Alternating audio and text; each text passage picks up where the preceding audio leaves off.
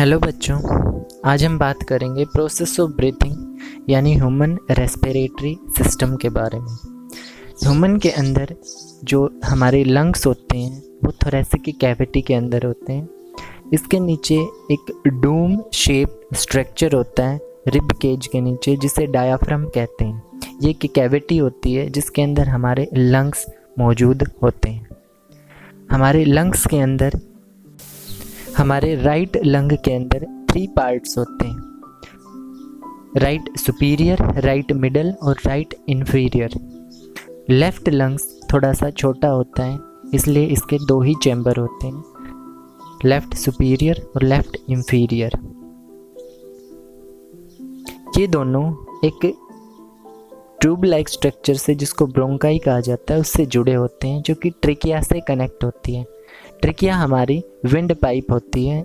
इसके अंदर C shaped structure होते हैं जिसको कार्टिलेज कहा जाता है, और ये नोस्ट्रिल से जुड़े होते हैं हमारे।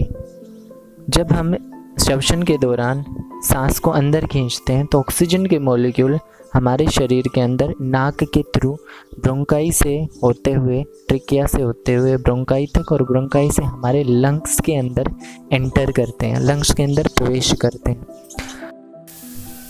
लंग्स के अंदर जो ब्रोंकाई होती है वो बहुत सारे पार्ट में डिवाइड हो जाती है, जिनको ब्रोंकाई कहा जाता है। और यहाँ से होते हुए जो ऑक्सीजन है वो एल्वोलाई तक पहुँचती है। एल्वोलाई एक कैपिलरी ट्यूब से घिरी हुई होती है। ये एल्वोलाई का क्रॉस सेक्शन व्यू है, जिसको आप देख सकते हैं। हमारे एल्वोलाई चैम्बर के अंदर कुछ पोर्स होते हैं जिनके थ्रू ऑक्सीजन आती है, और इसके अंदर ब्लड के अंदर आरबीसी होती हैं।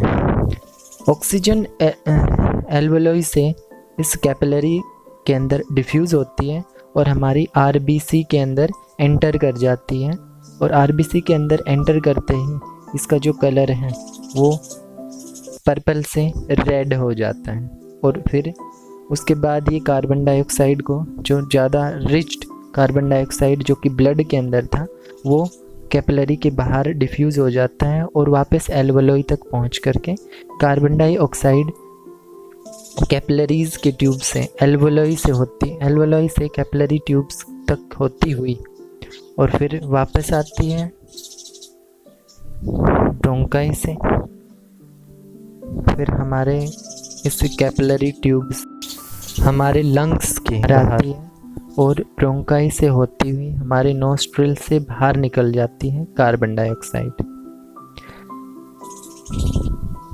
जब ऐसी प्रोसेस होती है, इसको हम जब ऑक्सीजन अंदर खींचते हैं, इस प्रोसेस को इनहेलेशन बोलते हैं, जो कि लंग्स के अंदर जाती है। लंग्स के अंदर एल्वोलाइज जो होती हैं वो एक्सपेंड हो जाती हैं, और जब ये एक्सपेंड होती हैं, एक्सेलेशन के दौरान डायाफ्राम जो है ऊपर की तरफ आ जाता है, और कार्बन डाइऑक्साइड रिच्ड एयर हमारे नोस्ट्रिल से बाहर निकल जाती है। This process is called respiration.